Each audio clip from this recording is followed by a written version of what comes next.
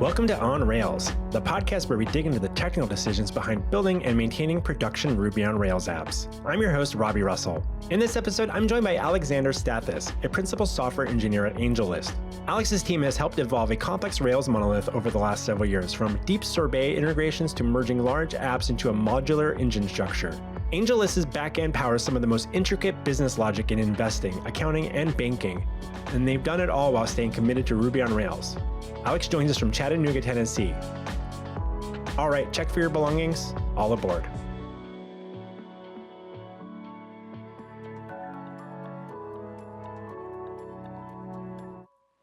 Alexander Stathis, welcome to On Rails.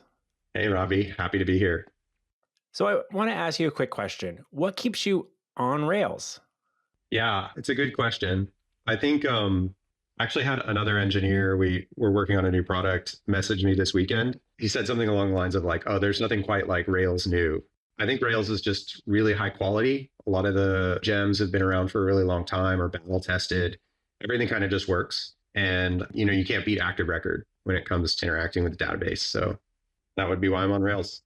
Active Record is very much a special thing. And I mean, admittedly, it's like one of my favorite things about Ruby on Rails as well. And kind of something I wish I had had prior to my experience with Rails. What other types of frameworks and stacks do you have some experience in prior to Rails, presumably that you did work with other programming languages? Yeah, in the distant past, maybe like 10 years or something ago, I'd used Entity Framework, .NET Core, C#. Honestly, I kind of like it. Link has like kind of a cool, expressive way of building queries. More recently, we've used Prisma quite a bit. We have some Node backend. I don't like Prisma as much. Try not to say anything bad, right, on the internet. But yeah, I mean, working in Active Record just has like an ergonomics to it that is like pretty hard to beat for sure. Definitely. So one of the reasons I wanted to have you on the podcast was want to talk about how AngelList is approaching using Rails. I believe you have maybe one or two Rails monoliths there. For our listeners, could you paint a picture of the architecture you're working with today at AngelList and approximately how large is the engineering team at this point in time? The engineering team, I think, is like maybe 40-ish engineers. Don't quote me on that, give or take 10, but not super large. Our core product is entirely Rails back. More recently, we've acquired a company that had a product built in Node, and so we've got some code there as well, but the core product is all Rails. So we have a Rails monolith with a few Rails microservices floating around. We power all of our authentication that way. We use Devise. We use GraphQL Ruby, and then we've got some like Next front ends that interact with that. Are you doing that where so with the Next app separate like repositories on a basic level, or are those all kind of? Same repo, obviously different application, right? But the Next apps sit in a, slash front end or whatever. And the Ruby app, the Rails app is in a slash back end. And we use a couple of different Rails engines that we serve up through a single application. Interesting. Was that all intentionally from the beginning kind of put into is that kind of monorepo, or are those like separated deployment processes? Or? Yeah, definitely not. So we had one main monolith, and then we had some microservices. In the last year or two, we'd actually taken one of those microservices and like refactored it into a Rails engine and then moved it into the monolith application. I would say the reasoning for that was like less technical. It was because over time, the two had become commingled in a way that we wanted to kind of undo. And there was a lot of complexity to like networking and like, transient failures, student network stuff. And it was just easier just to be able to call the Ruby code directly. We still have them as separate modules. We use Packwerk, which is a static analysis tool that I think Shopify built. And we use Packwerk to manage the dependencies between the various modules inside of our Rails monolith. We also have a few other sort of small products that we've built and shipped that are also built as separate Rails engines inside of the same monolith. You mentioned like that you acquired a Node app. And so what was that process like? Did the team come along with that then to some extent? Yeah, a few, but most of the people I would say working on the Node app now, or we've hired more recently. We have some engineers that were pre-existing at AngelList that are working on it as well. When you acquire a company, obviously, like the two things are totally distinct. And over time, like part of what we're working on now is sort of like killing the duplicative parts. So we're, moving some things one way and some things the other way and trying to really clearly define the boundaries between the products. Whereas before there was some overlap, which is what made it such like a nice fit for us. Were you around when the decision to start using Packwerk came about? Yeah, I drove a lot of that. The reason it was a microservice to begin with was primarily because it really was supposed to be a separate like set of concerns. I'm trying not to get like overly specific about the details. I'm trying not to put anybody to sleep, but the separate microservice was really intended to house a lot of our legal and economic. AngelList is a platform that helps founders and general partners raise and deploy venture capital. And so we track a lot of legal and economic structures. Our ERD is very complex. And our separate microservice was largely intended to house a lot of that.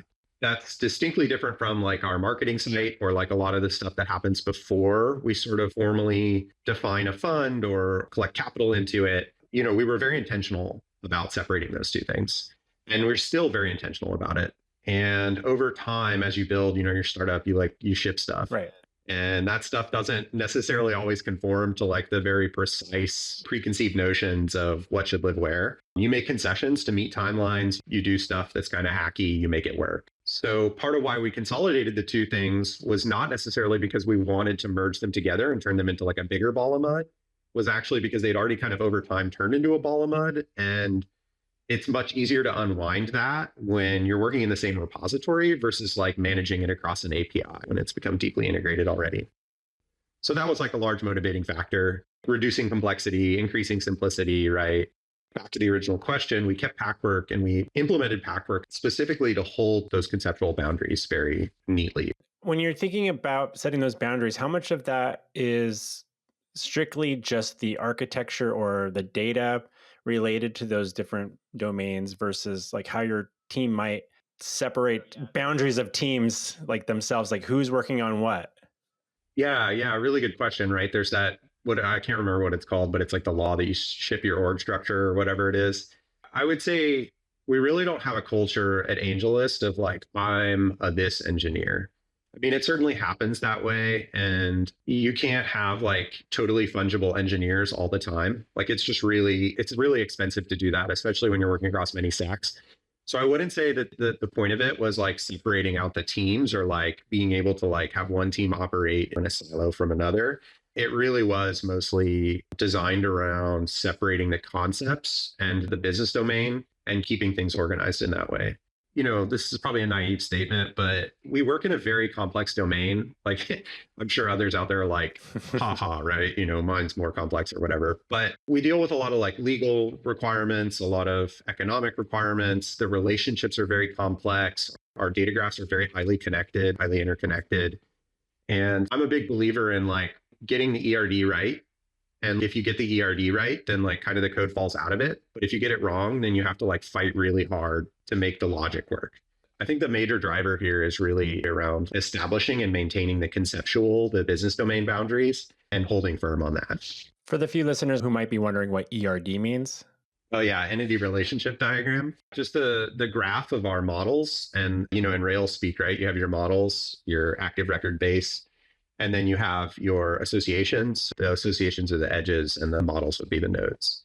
Thanks for helping clarifying that. Like when it comes to using things like Packwerk, I think it's just been a trend that since I'm speaking with a lot of people, and this is something I want to clarify for the audience, is that like I'm talking with a lot of companies that are maybe a little larger in scale.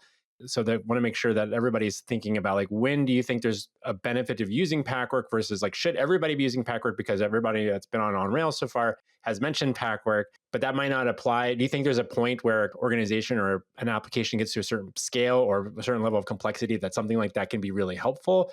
Do you feel like it would have hindered the project earlier on in the process? Like it's something you should tack on later if and when you maybe need it? Where's that distinction in your mind? Yeah, it's a good question. I wouldn't be too prescriptive here. I guess my general philosophy here, right, is like if you can, you should enforce a rule with a static analysis tool, something you can run in CI. This is why we use formatters. This is why we use linters. This is why at AngelList we use Sorbet, right? Because it allows us to not have to be as disciplined when we approach these types of problems. I think Packwerk fits into that category very nicely. If you have different product verticals or if you have different, domains like we do, it's really helpful to just have something that consistently checks and enforces those boundaries. Packwerk has kind of gone through its own evolution. They tried to do like this privacy thing and then they sort of like pulled it out. At the end of the day, what it does is it just sort of defines a dependency graph between modules in a Ruby application. For us, we use that to make sure that we aren't calling across, right? We maintain almost a linear dependency tree, and that's what we use it primarily for. And it helps, it catches things. It's kind of like type checking also. Most people are pretty good about not shipping bad stuff, but every once in a while you make a mistake, and it's nice to have that in CI running to keep you honest. It's easier to catch it with a tool than it is in review. Let's put it that way, right? You just mentioned Sorbet. How does using something like Sorbet influence your Ruby style as an organization? Yeah, good question. I think it was Jake Zimmerman, like one of the core Sorbet guys, said something along the lines of, and I'm totally like poorly paraphrasing, but the point of Sorbet is not so that you can like keep writing Ruby the way you want to write it. Sorbet, the type shift system, is like supposed to influence the way you write the code. And I find that to be like very true. For instance, something that I've had like great difficulty trying to add typing to is like active support concern. The included hook, just like anything that uses like class eval or whatever, right? Like it's not easy for Sorbet to understand, at least statically.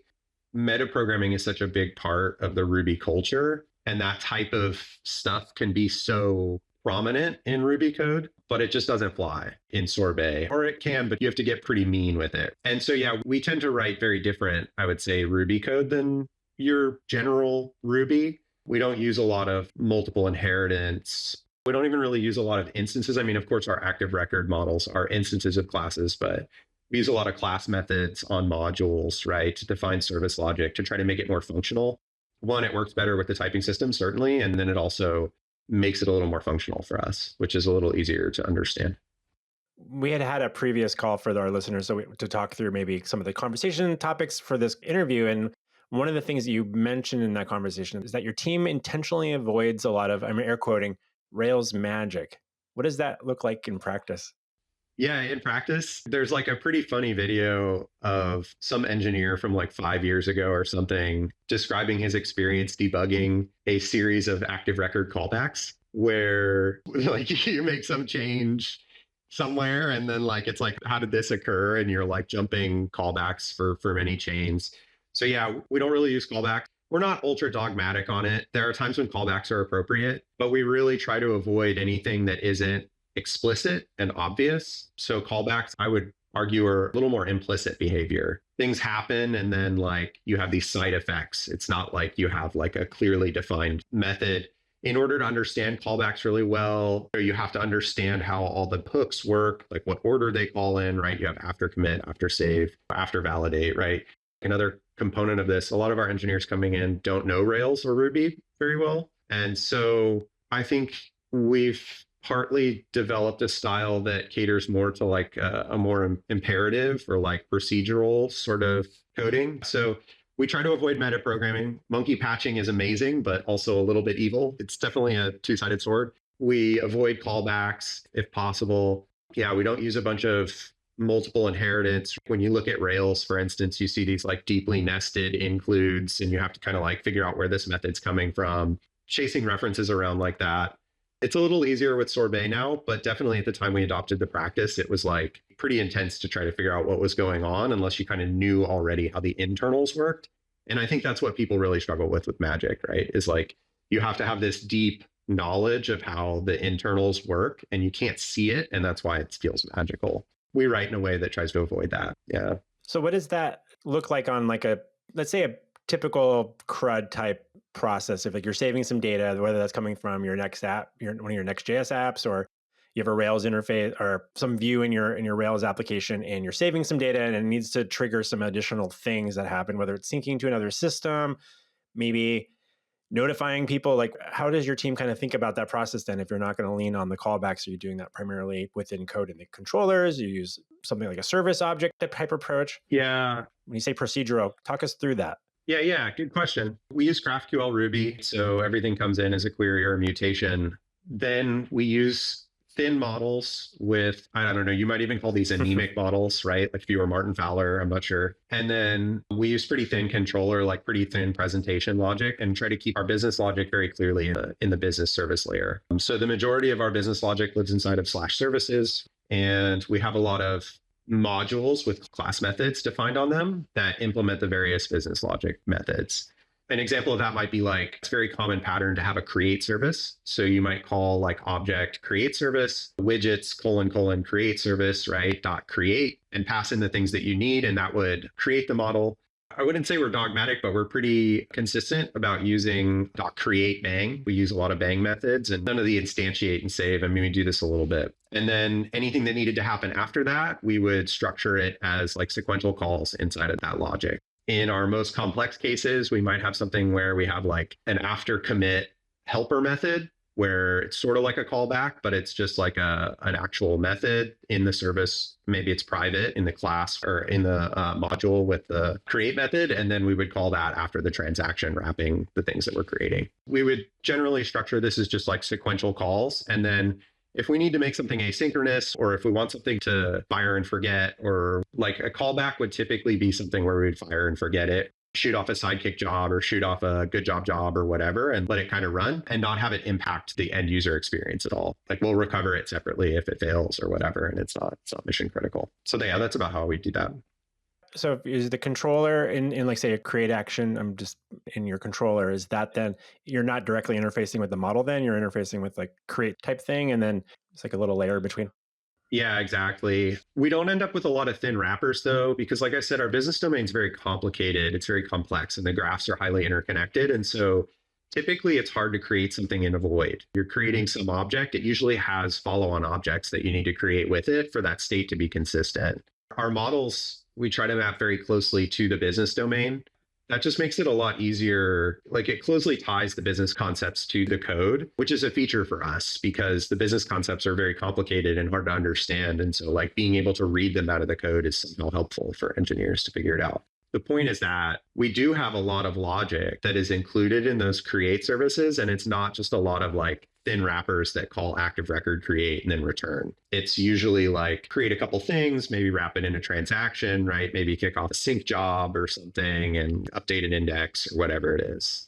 When those things fail, how do you handle like when things aren't saving properly and bringing things back? Does that come back to the controller level? Are you rescuing things or raising exceptions and things of that nature? Or can you rely a little bit on active record in those situations?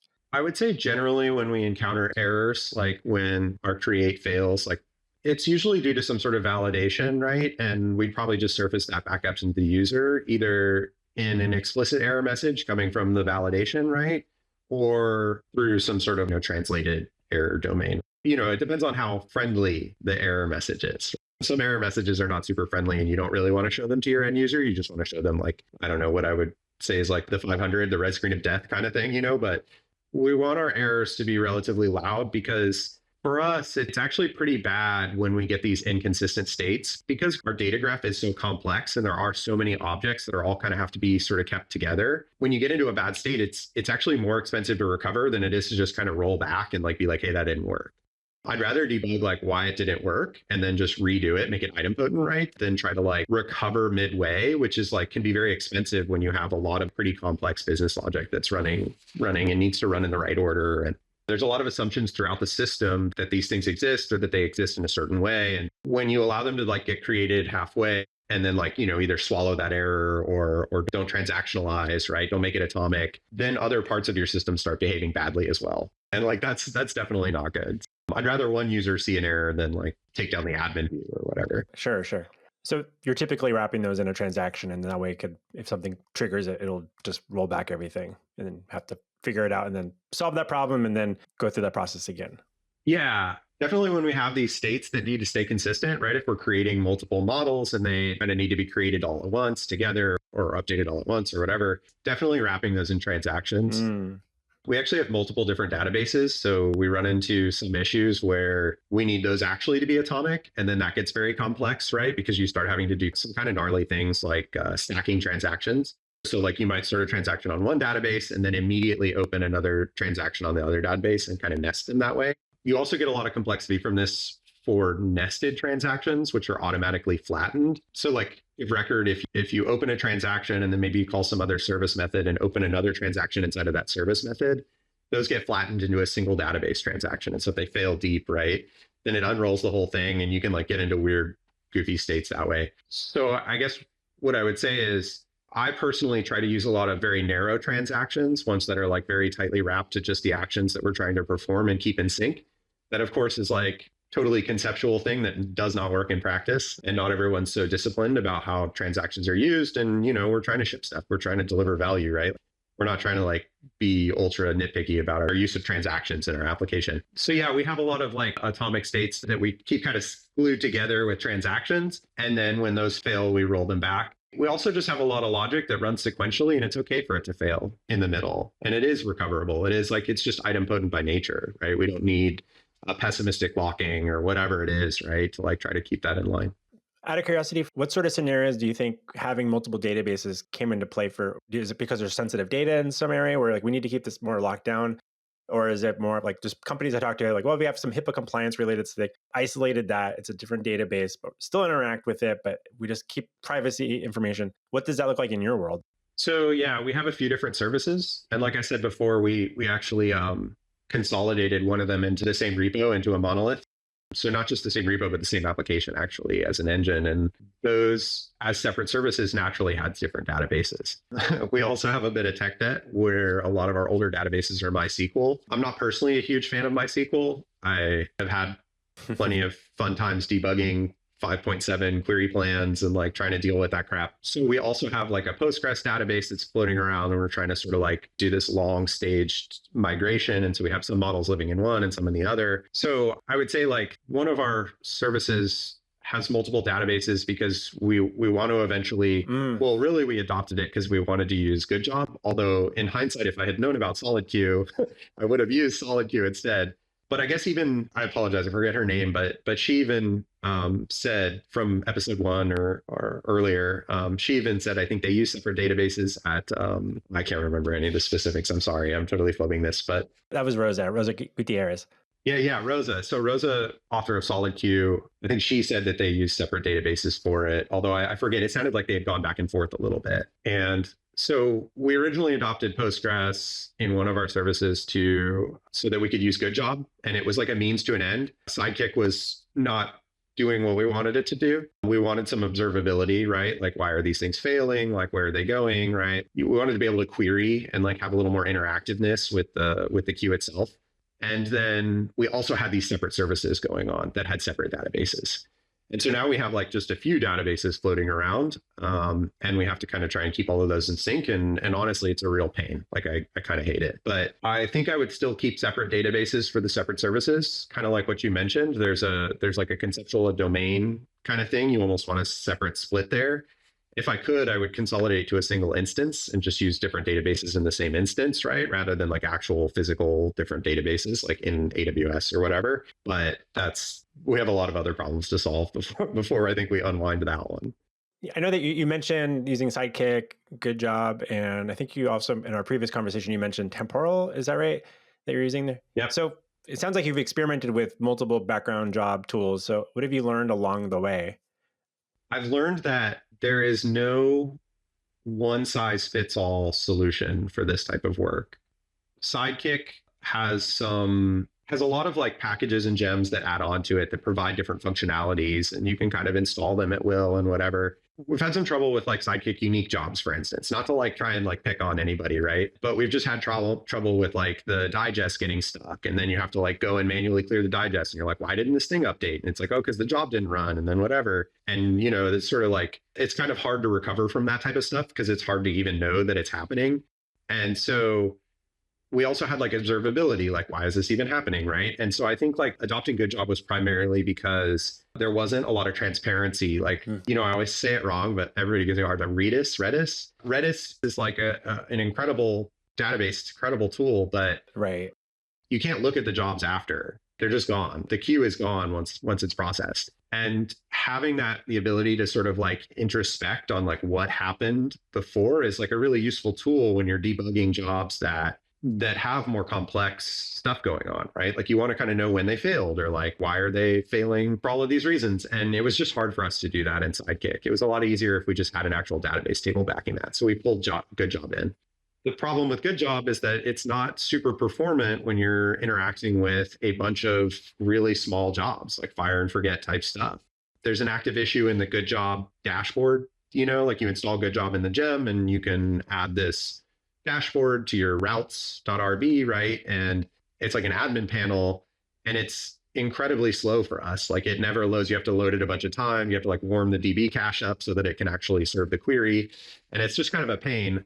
And then, we run into issues with it will acquire a lock on the table. And then suddenly the whole table's locked up. And now we got to figure out why the lock is still holding and like what's running and how it's going, right?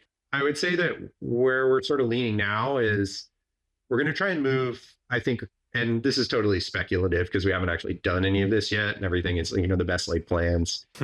I would like to see us try to move any of our more complex work that we're doing asynchronously in a worker or in a job or whatever into temporal. And so temporal is like, I think it came out of Coinbase. It's just like a really powerful workflow orchestration tool. We use temporal managed solution. I think it's temporal IO. The downside there is it's kind of expensive, and it's also the ergonomics are not great, right? It's not active job. I mean, this is the thing, right? Like, why am I on Rails? Like active job, right? Active job's awesome. So I think it'd be cool to build an active job connector for temporal. I'm going a little tangential here, but like, I think it'd be really cool to see like an active job connector come out of that would work for temporal. It's something I've kind of noodled on for a while, but just haven't sat down to actually try to write. But yeah, I'd like to see us move a lot of our more complex workflows, things where we need like guaranteed delivery, things where we need observability or stuff that we're not comfortable just firing and forgetting, that we need to run for maybe a little longer, right? Because Sidekick, you don't want your jobs to run forever anyways. I'd like to see us move that into temporal. I think we have a couple of cases where we might either keep good job or adopt. I think we also have delayed job, although I've been less involved in that in some other services. We've really gone through them all. And I think it would be cool to maybe consolidate those with solid queue, maybe when Rails 8 comes out, and then use that for our like quick fire and forget stuff, or use something like solid queue or good job or even Sidekick for our stuff that is going to be quick, queue up this email or whatever. But yeah, I mean, coming back to the original question, I think as much as it sort of offends me conceptually, there's no like perfect asynchronous solution, at least that I found. I don't know, maybe the listeners will write in and complain that this other thing is perfect. But for us, I think we're going to end up probably with multiple solutions. I think like coming to terms with that more recently, and I think it's okay. There's probably some ergonomics we need to figure out, and then you kind of have to like define for people when to use what. But ultimately, I think it'll be the better solution. Yeah, that was going to be my next question. Is like, how does your team then go about deciding what to use where? I hadn't heard of temporal before our conversation recently, and so that's like a platform people can. I think there's open source versions that you can use as well. And they've got a bunch of examples. You can use this with lots of different programming languages. So are you actually triggering anything with your next apps, or does almost all of your background processing async jobs get triggered by something within your Ruby or Rails processing? Yeah, this is an active conversation in our Node apps as well. It's like, what do we do there? We do have a temporal setup, but again, like we're running into the same issue where, you have this kind of more complex processing job versus like a short fire and forget type job. So like temporal works by defining workflows and activities. Workflows are basically comprised of some logic, although it needs to be totally idempotent, and then activities that they can call to execute actual work. So I think it's possible to set up, and I don't know, I haven't done this. This is like totally conjectural, to set up a workflow from one service that cobbles together activities from other services, I think, but I'm not sure. I think that's true. We're not doing that. We're explicit, we're straightforward, we're like no magic. Right now, we're just using workflows and activities defined locally in the same service and running those. But we do have like a lot of complex workflows that we need to run asynchronously in these jobs, like processing jobs, basically. And it's important that they don't like fail in the middle, or that we have like, we know when they do so we can recover or whatever it is. And temporal is really, really useful for that. Was that something that the Node app that your organization acquired, were they already using that? Is that how it got introduced to you, or is it something you implemented after that process? I don't think they were using it prior. No, yeah, we implemented it after. I think the idea was like, we need an async solution and like processing worker solution, and we're already using temporal, so let's use it. There's been some issues with trying to adopt it. We're getting out of my expertise here, but we have some like patches to make it work on the NPM packages, because I don't know, this is like technical, this is like normal stuff. You have to like do this kind of stuff to make stuff work. So sure. that is always the case. There are always a little bit of interesting edge cases or things you have to figure out how to make work with whatever you're doing in your apps and using some third-party service. Does using a third, like kind of like, I'm air quoting, outsourcing something like that work to something like temporal? Like how does that then translate back to, like, if it runs some processing, or is it then orchestrating and triggering some API endpoints in your system, be like, okay, once this is finished, tell us that this is done. And then like, what does that end up looking like? Or are you just checking temporal without having used it or look at too much into the thing? But like, if you trigger a thing and in temporal, are you then just checking the status if it's finished or not and then continuing? Or is it sending some sort of callback and let you know that it's finished doing whatever it's trying to do? Or am I totally misunderstanding how it works? It's just like Sidekick or Good Job or probably SolidQ, although I haven't used SolidQ yet, but you still have to run worker instances, right? So these are deployed on our own infra in AWS, in the internet, right? Like they're pods in our Kubernetes cluster. Okay. And these actually take the workflows, take the activities and process them. This is like actually our code running. Okay. The database that actually stores the queue, right, is managed through temporal IO. You can self-host, you can do all of that. It's just a lot of complexity from like a DevOps perspective, I guess, to do that. And so for us, it was like easier to just have a managed solution that we don't, you just connect to it and push your jobs there. Okay. They have a really nice UI. I think it's super cool. There's like a burn down or time chart. And it kind of shows you where each activity is running and what stage it's in and why it failed and this and that. I think you can also query on it. You could certainly have it do callbacks. We don't do a ton of that. We just need to make sure that the jobs actually execute and that they execute in the right order or whatever it is. So do you think that Rails needs more, say, stronger opinion around asynchronous processing? I don't think so, right? I mean, this is like one of the beauties of Active Job, right? Is like the thing just plugs into whatever. And I think it is an interesting part of the ecosystem. So in NPM land, you get 1,000 packages that do the same thing, and they're all like tiny forks of each other. You've got Joe's whatever, and you've got Frank's whatever, and they do the same thing slightly differently. In Ruby land, I think that's not quite so true. You generally don't, right? You have actually these like long-standing, these packages, these gems that have been around forever, and they just work and they do the thing that they're supposed to do. And the Ruby community is very good at consolidating on these efforts and like dumping a lot of energy into them and making them very good. And if I can be totally just like talk totally unfounded way, I think the reason there's so many different solutions here is partly because Active Job is pretty flexible, but I think it's partly what I said before, which is that I think depending on what you're doing, asynchronous work comes in a lot of forms. It's asynchronous work, and so it's similar in that way. But depending on whether you're doing like long running processing jobs, you might want a different solution than if you're doing like quick little fire and forgets that you don't care about, right? If you're sending a two-factor code email, you kind of want that to land. Like you don't want that one to go missing. If it's, I don't know, something else, maybe you don't care, right? If you're just updating an Elasticsearch index that you know that later today the cron will run and fix it or whatever, maybe you don't care as much. Versus like if you're pulling in a file off of an SFTP server from a bank to process, right? Because this is still how a lot of the financial industry works today. And then you're going to like do some heavy compute on that and pull a bunch of records into the database. And you need to know if it fails, you need to know where and why, and you need to be able to sort of recover and all of this. Then you kind of want a different solution than maybe sending a transactional email. I guess if I were to just sort of guess at like why this is the one area in the Ruby ecosystem where you see a lot of diversity, I think it's because asynchronous jobs probably have less in common than they have in common, right? So like they tend to be more different than they are the same. It's just that they're all asynchronous work, right? They're all sort of like in some sort of kick off the job and run it later. And so I think the opinionatedness here would probably hinder people and would probably not be so useful. I think the work defines the tech and the tooling, right? And I think that's like a pretty basic engineering principle. And like you want to build the right things with the right tools, right? And I think that's like how async workers work. And I think that's what we've definitely found at AngelList. Like we keep adopting new ones, trying to hope it'll solve all the problems. But at the end of the day, we're just going to need like two, or three or whatever it is, right? Different solutions for different problems. I think that's a good point. I always feel like most of the teams I talk to and developers I talk to, they're always trying to be like, well, which one do you recommend so I could just start using that one or what have you? And so Rails is now obviously shipping with SolidQ and things like that as well as maybe a good reliable default for this type of work. But knowing that you can then use with Active Job a lot of different types of platforms to accomplish that work. So I'm always a little hesitant to be like, this is the one you should be using. This is the best one, or which one's the most popular to be using. And when we run a survey every couple of years, we can see how the landscape changes there. But hearing someone actually say, no, like we probably actually need to run a couple different ones for very different reasons, I think is something I haven't heard that much of from a lot of people I've talked about, because they're always trying to just find that one solution.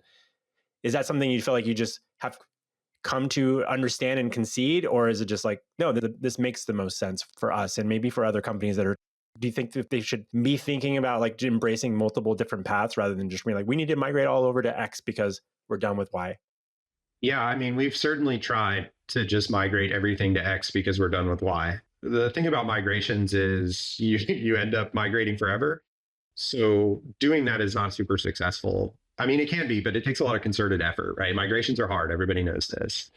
I think what we found is that we have really diverse asynchronous work, right? Kind of back to the point here. Like, I think we have a lot of different stuff going on in workers, and a lot of it tends to be expensive compute, stuff that's like not super cheap. And so it's not well suited to something like Sidekick, which is backed by Redis, however you say it. So I think, yeah, I mean, as someone who really values like clean, organized, really, really like precise stuff, it's a little offensive to me that I need multiple of these things, right? And I think that's probably what you're detecting also, is like, I think engineers are very similar in that way. Like we want the solution that works. We don't want to have to like cobble together stuff. But I think for us, like, we just have different work and it requires different tools. And asynchronous processing, asynchronous workers, asynchronous jobs, whatever, is a tool, but it comes in a lot of different shapes, right? So you wouldn't use a sledgehammer in the same way you'd use a framing hammer, right? Like, and I'm sure if you knew a lot more about hammers than I do, that there'd be even different framing hammers you might use. I think using Sidekick to run jobs that may run for hours, is like using a framing hammer to try to run the thing you need a sledgehammer for. Whereas like temporal, great solution, can literally do it all, is a little bit abstract. It's the ergonomics are not super great, and maybe isn't great for us with a managed solution. Cost is a factor. We have to kind of think about, you pay per workflow run or whatever it is, and so you got to kind of think about that as well. It's maybe not the best solution for little fire and forget, update this cache jobs that you're not actually that worried about landing. We just have very distinct different needs in that realm. And we've tried let's adopt this one and let's adopt that one and let's push all the new jobs and let's migrate and let's do it. And then we like keep running into the limits of that system, of whatever system we're migrating into. And, it's really tough to do a migration like that and then be like, oh man, did we mess up? Should we have left this work in Sidekick because it's like just better suited for it and like would make more sense? That's like a painful thing. Like that's a pretty awful thing to feel. But yeah, I mean, I'm kind of coming around to the fact that I think we just need multiple solutions. We just need like multiple different types of asynchronous work. And then you asked earlier, like, how do you decide? I don't know. How do you onboard people into this world? They're like, well, we've got three different things, and it's just having, you even mentioned like delayed job there, which has been around and maybe not so in vogue in a long time. I'm curious about like, has any of those decisions been based off of, is anything hindering you from keeping things relatively up to date with, say, Ruby and Rails versions themselves? Yeah, no, not at all. That's good. I think we're on Ruby 3.4. We're on Rails 7.2. I think we are on 7.2.2 something. So we're pretty bleeding edge, I would say. Like in a related realm, we've also adopted Falcon in one of our microservices. I don't think so. We're pretty good about like really grinding this kind of stuff out. Honestly, this is fun. Like I like this kind of stuff personally. Like I did a lot of this kind of stuff as like side projects in parallel with product work, where I would just be like, okay, I'm going to upgrade this thing from Rails 6 to Rails 7. And it's, it's a little sketchy. It's a little painful. Like stuff breaks on you. You kind of don't anticipate, but it's fun work and I like it anyways. And it gets you really deep into Rails itself or Ruby itself, because you're like forced to contend with these idiosyncratic things that you like never knew. And I like that. So no, yeah, it hasn't really held us back. We're pretty cutting edge with all of that kind of stuff. This episode of On Rails is brought to you by Application Controller, where all roads lead and no logic escapes. Do you need to share a method across all controllers? Add it here. Want to run a callback before every action? You know where to put it. Do you need a place for auth logic, flash helpers, and a little panic code? It's waiting for you. Application Controller is the one file that's holding your app together. And also maybe holding it a little hostage. Side effects may include confusion, long scroll sessions, and blaming something in here for half of your bugs. Application Controller, because if you don't know where it goes, it probably goes here.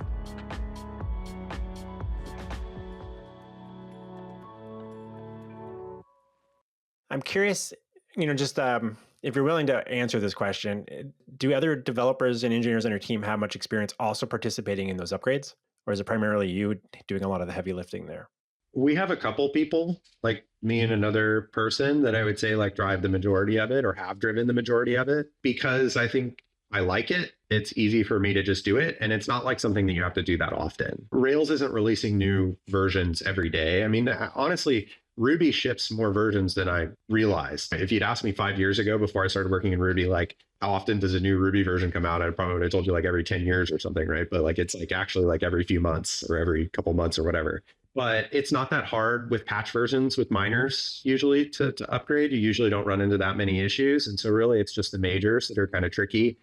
Rails is a little different. Rails will ship stuff in minors that requires some effort. But typically I would say the hardest part about upgrading is there's two really key facets of it. One is fixing all the tech debt and monkey patches to whatever internals of whatever gems, Rails or otherwise, that you're reliant on. And the other is figuring out how to get the dependencies to come along with it. Because usually when you bump a Rails version, you also have to bump a bunch of other packages. And that can come with other stuff for sure. Do you have any kind of like team guidelines or at least scenarios when do you evaluate when it makes sense to bring in an external, say, Ruby gem dependency into your applications or versus just doing something yourself so you're not so dependent on that gem being potentially a bottleneck for keeping things updated or giving you too much or not? Yeah, no, I don't think so. Historically, AngelList has been very like high trust engineering culture. And so if you have some problem and the gem solves it, like let's pull that in. It's nice in Ruby, like I said, because the ecosystem is pretty high quality. In NPM, you get these packages that are like 8 lines of code, and it's like, oh, I'm pulling in this one method through a package, this one function through a package. In Ruby, it's less like that. I mean, we certainly have adopted our fair share of technical debt from some packages. I think like Mime Magic, we have like our own fork of Mime Magic. We have some like forks and stuff of these kind of like core dependencies that are not updated very often and you end up with it. I'm a pretty big proponent of upstreaming stuff when you can. It's hard to do, right? And then also the gems themselves have to be maintained, which is like another technical complexity. But I always try. I think we should always try, I would rather upstream something than fork. But usually what we do is we fork, like slot our own thing in, and then begin the slow grind to try to upstream it so that we can like get unreliant on the fork. But yeah, I would say like generally I'm pretty open. Like I'll approve any PR that has reasonable justification and, isn't sketchy. I don't know. Maybe that sounds too willy-nilly. Maybe I should back off of that one.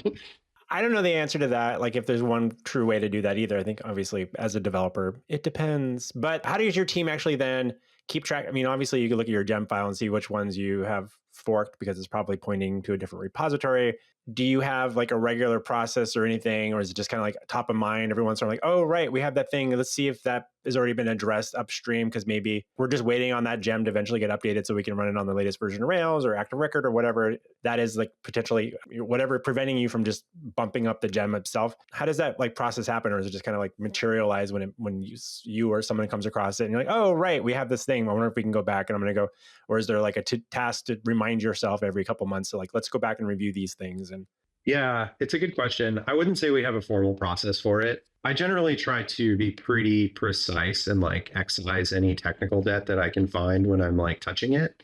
But that's me, right? Like that's certainly not true universally. Like some people are just trying to ship the thing they're trying to ship, and that's totally okay. Like that's a reasonable tack to take. When I like monkey patch, for instance, I try to leave comments with the context of the monkey patch in there. So like, hey, we're doing this because, and once they do this, or once this PR ships, or once this issue is resolved, or whatever it is, like we can remove this monkey patch and upgrade, like it should be whatever. It's not perfect. You end up with this stuff, it just becomes debt. I wouldn't say that we have like the velocity of something like Shopify, and I don't know, I've never seen their repos, but I imagine they have thousands of engineers like shipping stuff into these things. And so they probably have to be a little more careful about this kind of stuff.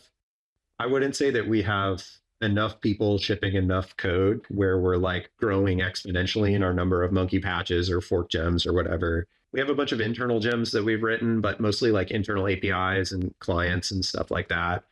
But our number of forks is relatively low. It's probably less than 10, maybe even less than 5. And so it's not incredibly hard to maintain. I mean, it usually is packages that aren't maintained or things that are very old. Like I think we forked money at some point, which is a gem for manipulating money. My Magic comes to mind. Like we have a few sort of different ones that we've acquiesced on over the years for sure. Could you tell us a little bit about the story behind creating the Boba gem and how that relates to Sorbet? Yeah, totally. Sorbet is a gradual type system for Ruby, in case you're unfamiliar. And what that means is that you can enable it on a file by file or even a method by method basis. It's kind of like TypeScript, if you're familiar with TypeScript. I would say it's not as mature as TypeScript, and it has some expressiveness issues because Ruby is such a dynamic language that it's really hard to. There's a great post by Jake Zimmerman on this. Definitely go read that if you're interested in this. But yeah, so Sorbet is a gradual type system. We use it very heavily at AngelList. It's awesome preventing stupid mistakes. One of the core sort of pieces to it is that the static analysis tool, which is one very important half of it, relies on type files for any gems or any DSLs, like domain specific languages, like Rails, for instance, that sort of like provides code available at runtime. So for instance, like associations, by default, the static compiler doesn't know about these associations because they're generated from a method that's running on the class when it's instantiated. And so you can either hand code these type files, RBIs or RBS, or you can generate them. And Shopify built a really great tool called Tapioca, which is like playing on the Sorbet theme. What it does is it allows you to define compilers, and it ships with a preset collection of compilers that generate these RBI files for you. It runs a copy of your Rails app, and it reflects on the classes, and it uses this to generate these RBI files for you. So you make an update to your model, you add an association, whatever. We use make files. So we have a make command, make RBI, and it just reruns it and shoots out the new RBI files.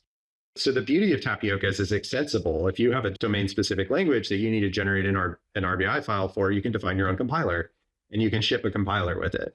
It also ships with some default compilers for Active Record, for Rails, for some various other gems that they actually just revised their stance here, but various other gems that Shopify uses. I'm trying to pick my language here carefully. I'm not trying to offend anybody at Shopify. One of the things that's very annoying for us is that the default Active Record compiler is 100% type safe.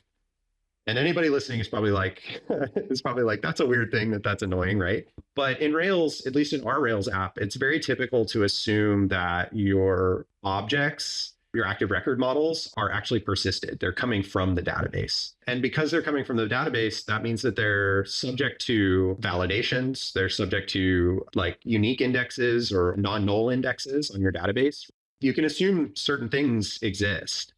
Also, Sorbet is not complex. It's not mature enough to be able to generate type files that can know whether something is coming from the database or whether it and should be beholden to these, for instance, like if it has a presence validator, like you might know that object exists there. It's not sophisticated enough to split the types, right? To know that thing exists unless you tell it. So the default compiler generates everything, assuming everything is nillable, because you can always do .new. And then even if you on an active record model and ID could be null, right? It could be nil. And so that's fine. It's 100% type safe. It's like totally reasonable, but it's very annoying because you have to assert everywhere, right? And because the way to do this in Ruby is it's not like TypeScript where you can just add a bang, right? That's valid Ruby code. So you can't just add a bang. So you have to do t.must. Or you have to explicitly check it, return if .nil. And it's just like super unergonomic, like really unergonomic. I don't think I'm alone. I don't think we at AngelList are alone in this pain because I've seen a number of issues over the years and attempts. The backstory is we used a gem called Sorbet Rails to generate our RBIs. That's now deprecated. It's been replaced by Tapioca. And when we were trying to convert, the option was either go through and fix all 20,000 violations of this, like put t.must 20,000 times, or like figure out how to write a Tapioca compiler. So I wrote up what I thought were pretty nice changes, and I attempted to get them upstreamed into Tapioca. And there was some back and forth on the threads. And ultimately, I think it was the right call for them to make, but they decided not to accept those changes. That was a very long-winded story of saying I created my own gem. you know, so Boba is another play on Tapioca because Boba pearls, Tapioca or whatever. Well, one, it has our custom compilers that we've built at AngelList, right? Like kind of sharing with the community. And it's intended to be a repo where people can contribute their compilers for other gems that Tapioca is not willing to accept into the main repo. It felt like there were a lot of demand for these gems that we had built, and people were sort of like circling around the issue a bunch. So I created Boba and put them up there. Nice. I'll share a link obviously in the show notes for our listeners. And I was just looking at the list of compilers that are available in Boba so far, and I see things aside from the active record things you mentioned. There's Kaminari, Money, Paperclip, even. Yep. And so you're kind of accounting for these different scenarios there. And is that even maybe state machine related stuff in there as well?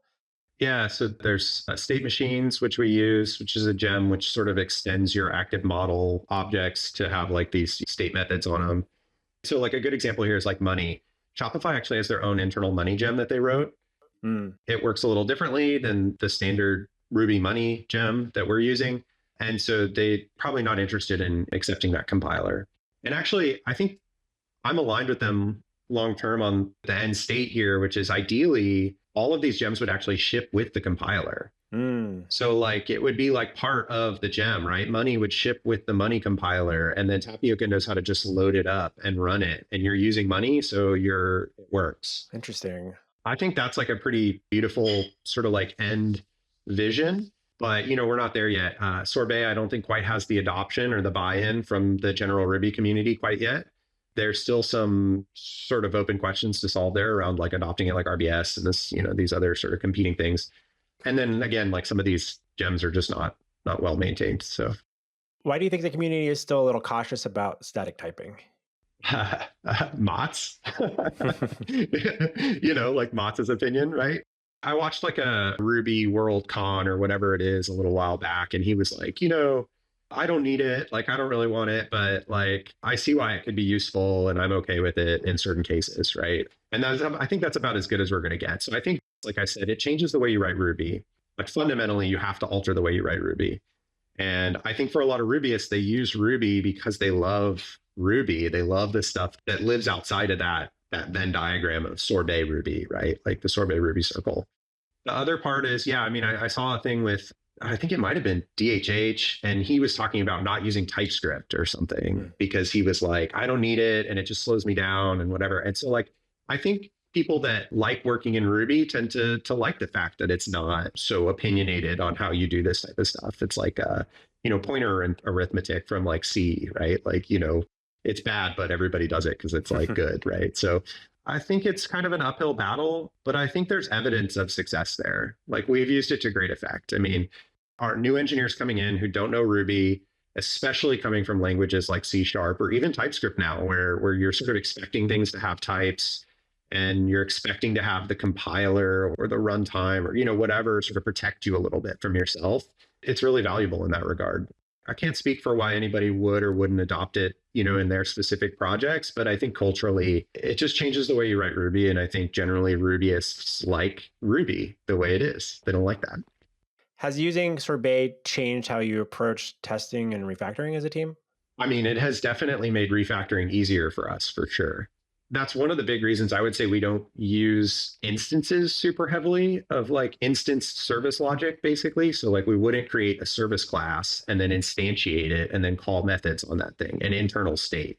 Like I went through an exercise recently where I was looking for source, the method source, SOURCE, right? And you'd be amazed how many sources there are in a code base, right? At least ours there are. And doing a refactor where you have to like change, fundamentally alter source, and it exists across all these models and it's sort of like used all over the place, and you don't have any sort of type system or type safety, having a static analysis tool like Sorbet is super powerful. It gives you a lot more confidence. It makes broad refactors like way more chill. You can literally comment out the method and see what errors. And then suddenly you have like a pretty good idea of what you need to change, what you need to update. In terms of testing, not really. Hasn't altered that a ton. We actually don't have Sorbet enabled in tests because we use FactoryBot a lot, which is a gem that helps mock out like active record data. And it actually creates the records in the database. It has a like really nice feature. I mean, if you're not familiar with FactoryBot, you haven't used it. It's like a pretty popular gem for this type of thing. But it's really hard for Sorbet to get because you use create as a method and you pass in a symbol, which is the name of the factory, and it pops out an active record object. So we could use it. It would still give us type safety on like RSpec. Like you can generate, even RSpec is not super well supported. Like I said, like you have to generate type files for all of these DSLs and stuff. And so we just have it disabled in our test files. But I think your question was more around like, do we write fewer tests or do we write more tests or whatever? And I would say no, we write the same tests. I mean, we like to have unit tests or smoke tests, but I would say we don't have a ton of smoke testing. What we have more is like, we want to prevent regression, right? We have very complex business logic. We were talking about this earlier. And we want to make sure that the nuances of that logic are captured in tests so that other engineers can have confidence when making changes, right? Because ultimately this allows us to move faster as an engineering organization. So yeah, I mean, they work hand in hand. I think they work together, right? I don't think you need to change your testing. When your team is thinking about testing and preventing regressions, how often when like a weird edge case thing pops up, do you then make sure that you include that in your tests from here on out? We use RSpec, we use FactoryBot to mock stuff. We run our full suite of tests, every branch in CI. It has to all pass before it merges. You know, I don't know if this is standard practice or not, but it's what we do. So if you add a test, it now gets run forever. That's good if it works. It's bad if it's a flake. But, you know, I would say that if I hit an edge case in very tricky logic and it's not clear to me, like, you know, like at the outset, why it is that way, I will 100%, add a test to try to enforce that.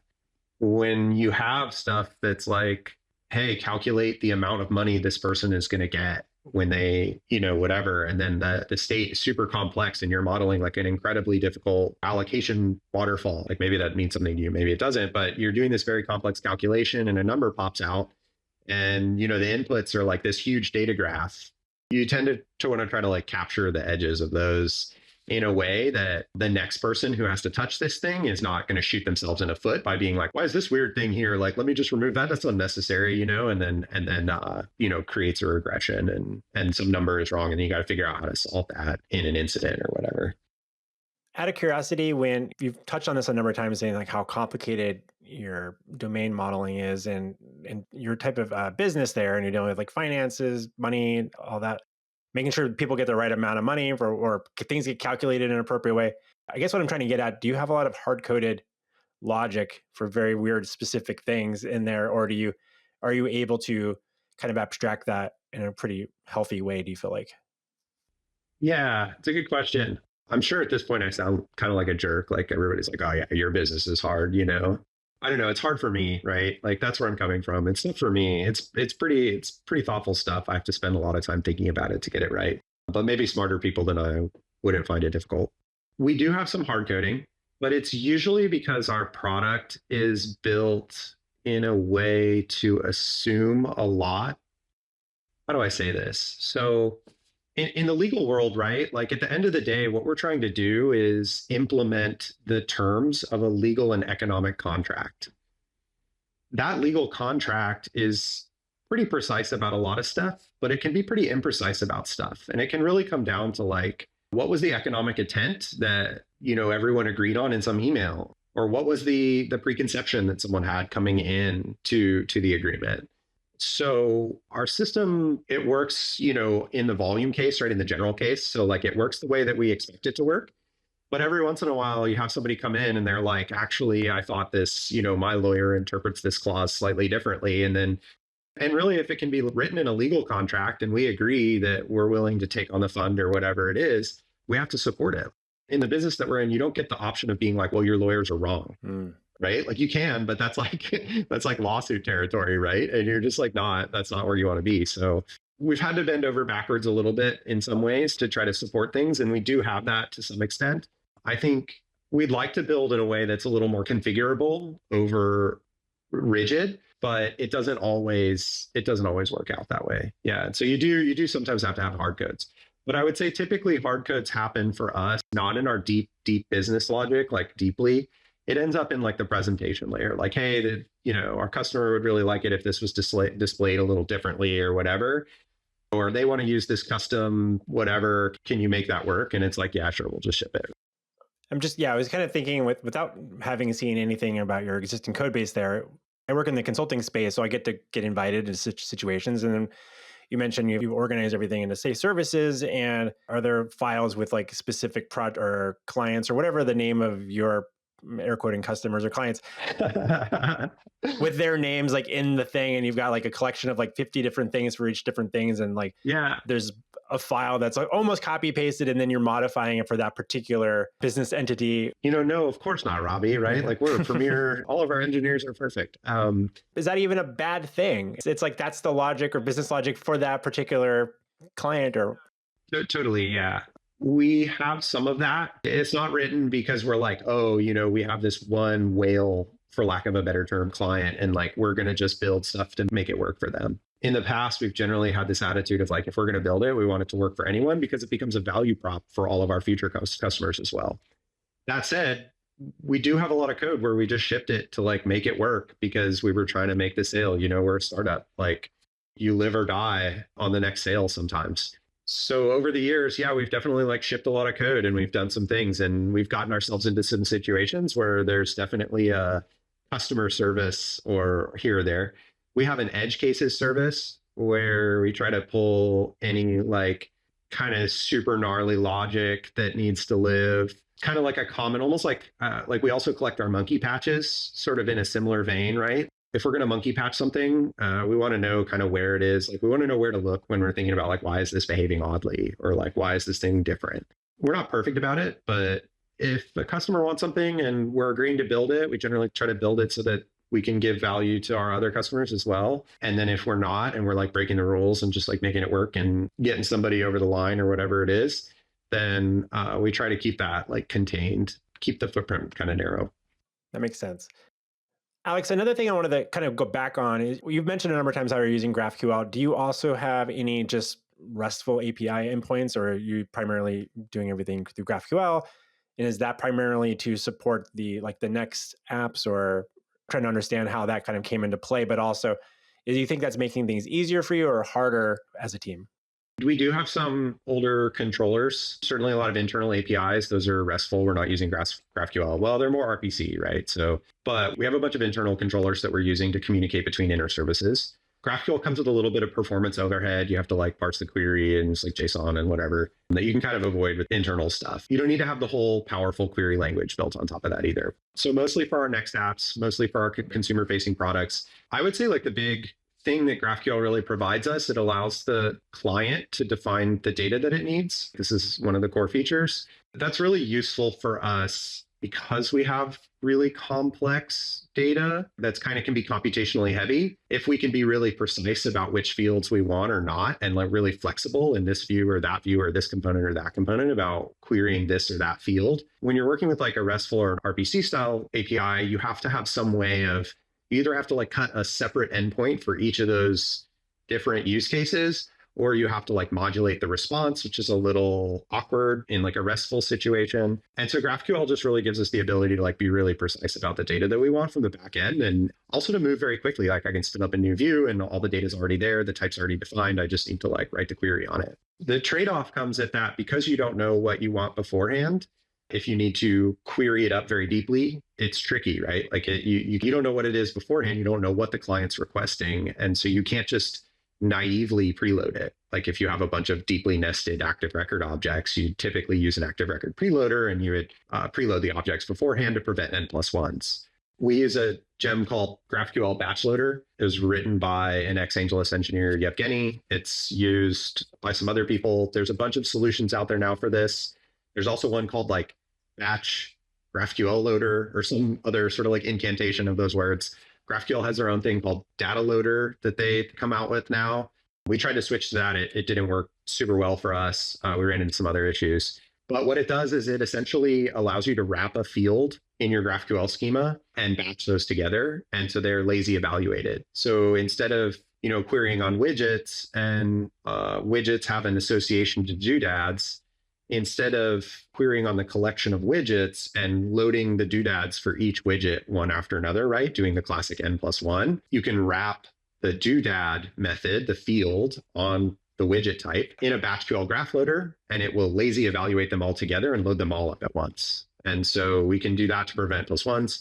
We have a little bit of a custom field that we've written, right, to try to work around it to make it easier to add these types of preloads to each of the fields. That code, I'm pretty sure I found on a Stack Overflow thread somewhere, although it's since gotten boosted. One of our DevOps wizard guys, Corbin, who I love, he's incredible, looked at how Rails handles through associations and how they handle preloading in that case and how they predictably sort of reflect to determine what to preload, and added all of that to it too.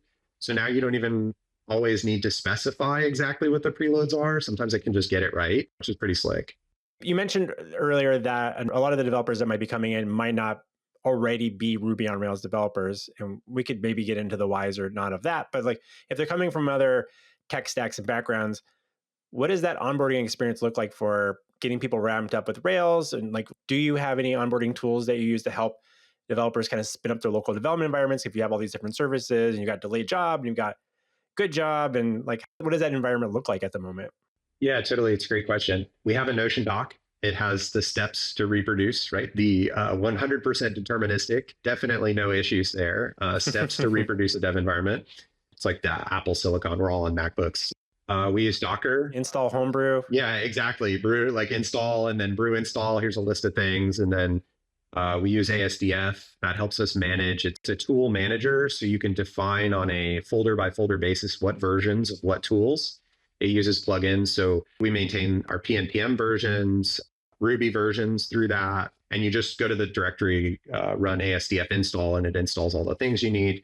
So we've got it wired up a little bit. And then we use Docker to containerize some of our dependent services, like our DBs, our Redis.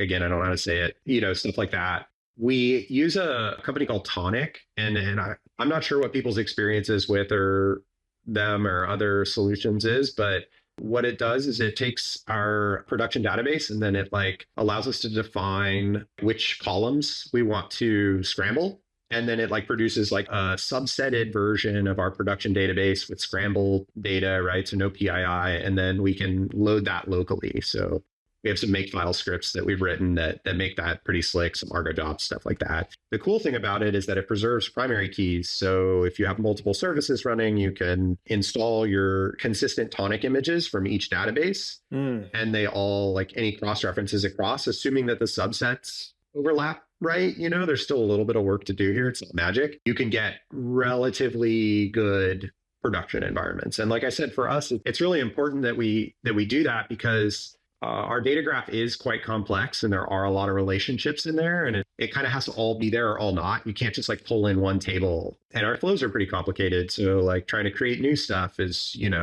we had for a while some docs that were here's how you spin up a new thing like this or do that. But being able to just load up the app and have it work is a pretty sweet dev experience. It still requires some maintenance. Migrations still affect this thing. We have to regenerate it pretty regularly.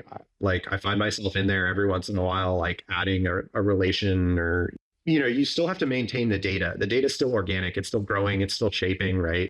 The new things are getting added, things are getting removed. And so you still have to maintain that. You can't get away from that, I don't think. It automates a lot of the ETL step of taking this thing and turning it into a thing you can use locally. Does Tonic then literally bring that data snapshot that's been scrubbed, obfuscated, so there's no private information about any of the real user data? And then is that loading in your local Docker containers and everything? If you got Postgres or MySQL and things like that, or is it you making a network connection to an endpoint that Tonic is providing your developers? We use a self-hosted, a self-managed solution. So it data doesn't leave us, right? It's not going to Tonic. That's important. That's really, really important. Our data is not leaving. And what it does is it loads up off of our production DB. The way we have it set up, I'm sure you can do this different ways. It loads it up and pushes it down, transforms it, and then pushes it down to another database. And then we have a rake job, or, an Argo rake job. Argo's our, CI/CD cron tool. And it runs a rake job, which actually makes a physical copy of that database. So like it copies the database files and into a tar, which you can then download, which goes to S3, and then you can download that tar. Then you can use to just replace, like you stop your database container and you replace all the file contents, and then you up your database container, and there the data is. Okay. So it's a little bit of a pipeline, but it worked relatively well. That's good.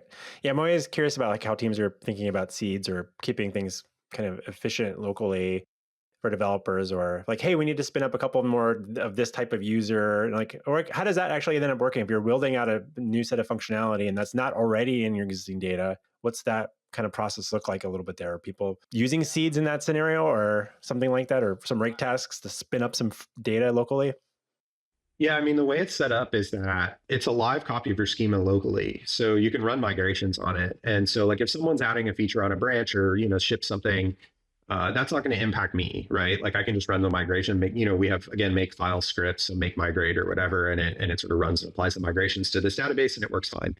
Or if I want to pull in some data from Tonic, I can kick off a generation job in Tonic. And then, I don't know, some time goes by, right? Beep boop. And then I can run make setup again or whatever, and it pulls the data down and installs the new data. So all that's really required there, at least with Tonic, and is you got to go into the UI and you have to kind of set up the relations so it knows what to pull into the subset or leave out of the subset or whatever. You configure it a little bit, but then we've got the pipeline set up so that it's like relatively straightforward. You can kind of kick it off and then pull it down when it's done. It's not a fast process, and it certainly has its gaps. It's a solution. I think this is one of those things that I don't know. If somebody has a great solution, definitely let me know. But I don't think there's a great answer here, like at all. Like I don't think you can just like say like, oh, here's the end all be all solution that everyone should use, and this is what works. I think this is just a tough problem. Your data is organic. You have to come up with states that are consistent. It's sort of expensive to maintain because the code is living, breathing organism that's changing over time, and it's hard to keep seeds or whatever sort of solution you have in sync with that. And so what other way I would put it is that people still complain, but it works mostly, and it's like relatively maintainable. And that's like, I think what you really want, right, is like something that's like you feel like you can keep on top of, because in the past with like hard-coded seeds or whatever it is, it gets really hard to keep on top of. Like it's just a real pain. I'm curious, like in those scenarios, are you able to, do you have enough data typically to address a performance issue that's only seemingly happening when there's a high volume of data or that much information in your data, and you're not going to be able to run that locally, or you're maybe not cloning that to some air quotes staging type environment of data? Yeah, sometimes production issues come in a lot of different flavors. Latency is like a particularly gnarly one to try to unwind. Where is it coming from? Like, what's slow? Sometimes the data is the issue, and sometimes you can nail it. You have enough of it or whatever. Other times you just have to get into Datadog and start looking at the flame graphs. One of the nice things about our GraphQL setup is we have it instrumented so that each field has its own span in Datadog. And because Rails is largely not asynchronous or parallel, you get these really pretty flame graphs of like the fields resolving themselves. And you can easily identify the big ones, right? Like it's as simple as like, look at the thing and which one's longer. Right. It sometimes works locally, but a lot of the times I think you have to kind of like try to repro it in production, or you have to look into Datadog. That makes a lot of sense. You're thinking about how different teams are navigating this, and there's always a lot of contextual things. And I'm particularly trying to ask some questions around this, at least with a lot of the different guests I'm bringing on the show, just to show there's a lot of varieties to this, but also to help share this. I think it's maybe the less exciting part of what we're solving sometimes is like, how do we just make the local developer environment a little bit simpler to get up and running? Because Rails new is amazing and you can start really quickly, but when you're coming into an existing job, there's existing code and existing data. It's a lot of things to wrap your head around as a developer. And so how do I have something somewhat realistic that I can start working with to understand everything? And then there's not a strong opinion in the Rails ecosystem necessarily, because we're kind of relying on a lot of third-party tools or approaches, or people have literally just taking database dumps, scrubbing the data. And there's gems that do some of that as well, but it's not glamorous, I think, in a lot of ways. And yeah, I wouldn't describe what we're doing as glamorous. It's definitely not. It still requires elbow grease. Again, I don't know that there's a great solution to this. I view it kind of as like it's like writing a Notion doc or writing a document. You can write a document which explains how code works. That's good for usually a few days, maybe a week. And then that thing is no longer relevant. I mean, I hope your company is shipping enough so that that's true. Not to be too opinionated, but yeah, I mean, it's kind of like a document. When you write a document that sort of explains a technical thing or like an area or a calculation or whatever it is that you're trying to sort of capture, it requires kind of constant tending. You have to like be willing to maintain. And I just don't know that there's a way around that with code that's changing. You're adding models, you're removing models. Your business logic is changing. The assumptions that you have around the relationships in the models are changing. I don't know how you can allow the code to evolve and organically grow and become more or less in some cases, because less can be kind of bad in seeds also, right? Like you end up with these things that don't work anymore. I don't know how you do that without a gardener, without someone to constantly tend to the garden. With Tonic, it automates a little bit of it, right? You just pull the new table in and you could say like, get rid of these columns. And that works pretty well because it automates, like, I don't have to go and write each column or like do any, write, generate data or whatever, right? Like it's just kind of there. But it also requires its tending. Like you have to take care of it. And you also have to like make sure that you're scrubbing the data that you need to be scrubbing and like you're doing justice to the data itself. I think that makes a lot of sense. Were there other tools like Tonic that you also evaluated that you recall? No, yeah, I wasn't part of the decision to adopt there. I'm not sure where Tonic came from. Okay, interesting. Well, I'll definitely include links to Tonic in the show notes. And this is, I think, an ongoing conversation I want to have with a lot of people. So maybe I'll compile a list of a bunch of these different approaches at some point because there's no right way to do it. Yeah. It'd be cool to hear if other people have alternatives that work for them that are similar or different or whatever. This is just kind of what we've made work. I recently talked to a couple of developers that work at Doximity, and they were mentioning that I think they have some tooling kind of like Tonic as well, but they also have some tooling where they have a bunch of like rake tasks that they have like a web UI. They're like, okay, so I'm working on this part of the application. I need 5 of these types of users, 3 of these types of things, and it'll go generate the data so that developer can work on that area of their code base. But I think they also have got like, 40, 50 services there. So it's a much bigger, I think, environment, at least number of engineers and number of services there. But I thought it was kind of an interesting way, but it's still not this standardized thing that everybody's kind of having to make up their own solution for this. And I think that's just part of the job of having like an engineering team is you're going to have to figure this stuff out. Yeah. And it's like, it's one of those things, those jobs that's like not really owned by anybody. So it's like, well, what I mean by that is like, if I go add a feature and it requires, let's say, a new table, if I'm being good, right? If I like put my halo on and I'm like being the proper engineer that I should be, then I'm going to go and grab the seeds.rake or whatever it is. And I'm going to go update it and add the table and do the whole thing. But in the real world, like, I don't know, this is the constant gardening, right? Like if you're a relatively new engineer to a company, maybe you're not familiar with Rails, or maybe you're not familiar with that setup. You don't know that seeds.rake is a thing. So you add your new table or whatever, and you don't do that. And then the next new engineer that comes along is the first person to hit it, right? Because everybody else is like already got their setup or whatever doing it, and they run into it. And so my take here would be that I think what doesn't matter what your solution is for this maybe, but you need a gardener. You need someone who's like willing to take that role on and be like, yes, I'm going to keep this thing healthy. And if you have that, then it'll work, whatever it is, right? Like someone new will hit it, they hop on a huddle or a Zoom chat or whatever it is and like debug it, update the seed so the next person doesn't hit the same issue. But it requires that sort of proactive gardening, I think. And that's worked really well for us at AngelList. Like I do a lot of that kind of gardening. I enjoy that type of work. There's a few other people that sort of pitch in and help out with that as well. Do you keep like a separate backlog of gardening type tasks? We have a platform team. Yeah, we do a little bit. For a long time, I just had you can chat to yourself in Slack. And I would just keep a list of things that I wanted to do in Slack. We're a little more sophisticated now. We use Linear to track work. So yeah, I would say like nowadays, what we would do is create a Linear issue, push it to the correct team. We have a platform team, which is not, that name's a little overloaded. It's sort of typically in your typical environment would mean like your DevOps, your like, deployments, CI/CD. Our team's a little more like they own our core services like authentication, or they own like our design system that we use, right? We have our own internal design system. They'll own some of the CI/CD stuff. They'll own some of these sort of like in between projects, right? Like upgrading packages, things like that. So that's probably where something like that would land. Like dev experience would fall like squarely in their domain. So at AngelList, you're using these different tech stacks now, but primarily Rails and Next.js, and you've Node and are you using TypeScript as well there, if I recall? Or Yep, totally TypeScript. how do you find Rails to still be part of AngelList's, say, secret sauce? Or is that an assumption that it is? Yeah, I think like, look, it comes down, I think, to Rails is, I think, pretty easy actually to learn. Like I said, the ecosystem's super high quality. It's funny because like when I started at AngelList, I didn't know Rails, I didn't know Ruby. And I had the previous job written a lot of SQL. Every engineer goes through this phase where they're like, SQL. And I came in and I remember this like thread where somebody was like, hey, how can I get this? And I was like, oh, here's how you write the SQL, but I don't know if you know whatever or whatever.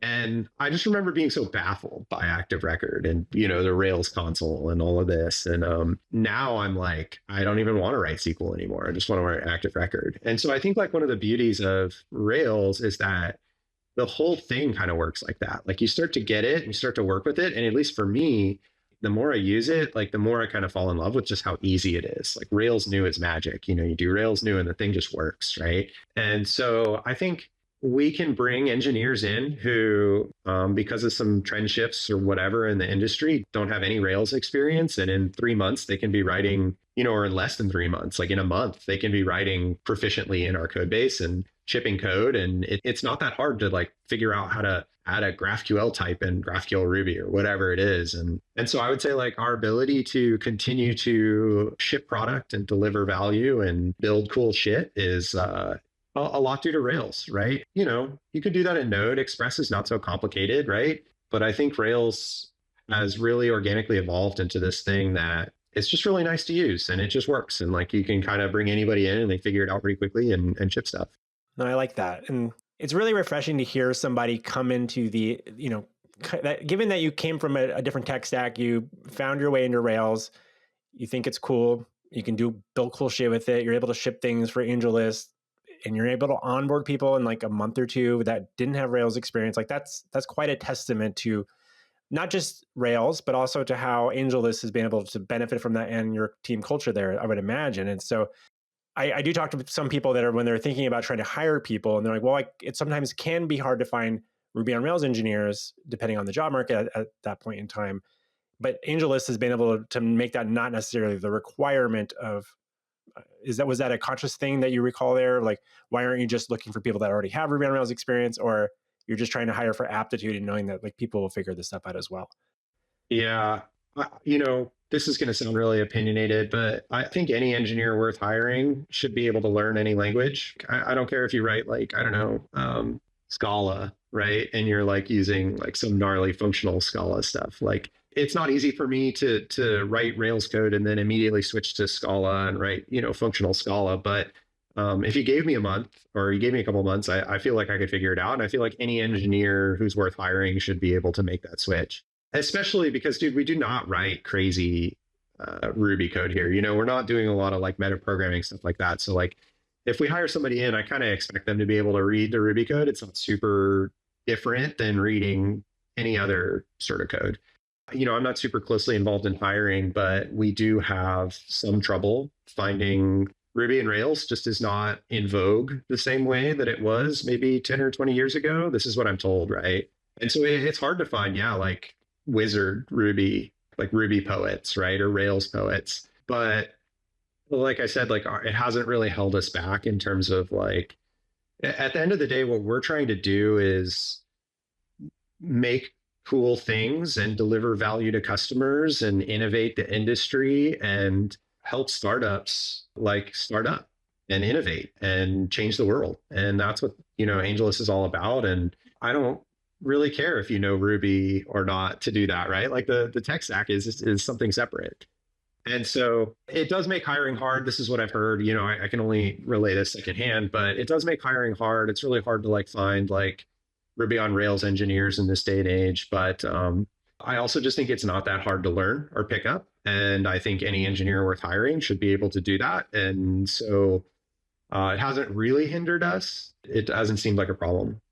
That's great to hear that. And it's interesting because like I mentioned this earlier, but given that I work in the consulting side of things, prospective clients come to me and my team at Planet Argon expecting us to have people that are well-versed in Ruby on Rails. So I don't really have the luxury of hiring someone and waiting a few months to see if they figure out Rails so they can show up and be like, air quoting, an expert in a consulting engagement. So we have to specifically find those types of people and with that skill set. But we'll get called into situations where like, hey, can you help our team kind of ramp up on some of these Rails things? Or we've got some inconsistencies, or some of the developers that were around early on when we started building this application are no longer here. We have a bunch of people on our team now that have inherited this tech stack that they kind of understand a lot of it, but they don't really understand some of the Rails ethos, or they may or may not even know who DHH is. That actually happens, and like that is a reality of a lot of teams and developers. Like, oh, I'm just working on this thing called Ruby on Rails that this team picked 15 years ago. I get a job, and that's kind of how I get ramped up and stuff. So all that to say is that there's these different spectrums, and there are a lot of really talented Rails developers out there, and I'm trying to help get those people, highlight that. And so we're sharing these stories, and maybe this will help AngelList find some more of those Ruby and Rails poets in the future. Yeah, totally. We're hiring, and we'd love to have you. I would say, most of our engineers are not like the poet analogy I really like, because it's like you can kind of know a little bit of a language, and that can get you by in a country, or you can be conversational, or you can be well read in the canon and you can be a poet, right? Or whatever, right? However you want to gradiate it out. And I think any company to be successful in their tech stack, they kind of have to have at least one, probably there's some perfect mix. You have to have one person who's like, can write poetry or whatever. Most of our engineers are not that way. They're not like digging into the internals of Rails or doing any of this really complex stuff. But that's not necessary, like at least for what we're doing, it's really not necessary. So when I say people come in and they learn Rails in a few months or in a month or whatever it is, or Ruby or whatever, I'm not talking about people. These aren't people who are like wizards, they're just like, they're not monkey patching yet. Yeah. But yeah, I think they come in and they can work in it. And at the end of the day, I think like when you're a company and you're a software company, what's your goal, right? Like you're trying to deliver value to customers. You're not trying to write like, Rails poetry, right? You need to sometimes. That's just like part of solving the problems. But most people can get conversational pretty quickly, and that works pretty well for us. All right. I kept you long enough, Alex. I have a couple of quick last questions for you. Is there a programming book that you find yourself recommending to peers? Yeah, so I don't really read too many programming books. I did read semi-recently Staff Engineers by Will Larson, which is not a programming book, but it's maybe relevant to some people listening. It helped me conceptualize some of the things that I was doing as a senior engineer, and like some of the things that I wanted to be doing or not wanted to be doing. And so I thought that was pretty useful. I'll definitely include links to that book you said that was Will Larson, in the show notes for everybody. It was the CTO of Cardo, which is one of our competitors. Although recently he's moved on to another career or another option. So interesting. And where can folks follow your work or learn more about what you're building over at AngelList? Yeah, I unfortunately don't do a great job of like having a public programming persona. You can check out my GitHub, I guess, but it's mostly in our private repos. I do occasionally do a little bit of side work or whatever for my own personal pleasure, but yeah, not a ton of public programming stuff. Again, that's one of the things I'm really trying to accomplish on this podcast is I'm trying to get in and have conversations with people that are working in the weeds, and they have a lot of things that they have to share with the rest of the community, but they're not necessarily hanging out on Twitter or Blue Sky all day or broadcasting on an engineering blog or something. So thank you so much for stopping by to talk shop with us, Alex. I really appreciate that.